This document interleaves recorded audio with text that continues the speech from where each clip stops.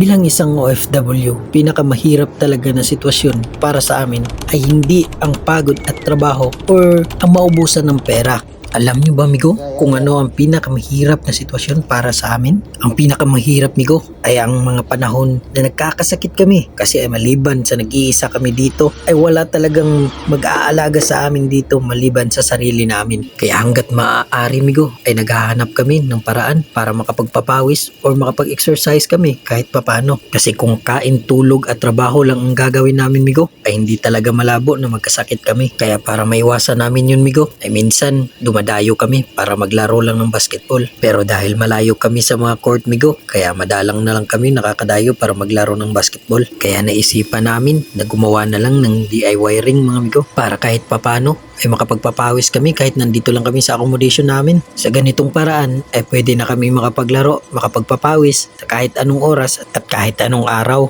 Ikaw, Migo, sangayon ka ba sa paraan namin para makaiwas sa sakit at manatiling malakas ang aming mga katawan para patuloy na makapagtrabaho at nang sa ganun ay may padala kami para sa aming mga mahal sa buhay? Kung sangayon ka, Migo, pwede bang makahingi ng likes and comments? At pa-follow na lang din, Migo. Malaking tulong na yan para sa amin para makagawa pa tayo ng mas marami pang content katulad nito. Hanggang dito na lang muna tayo, mga Migo. Hanggang sa muli. Paalam!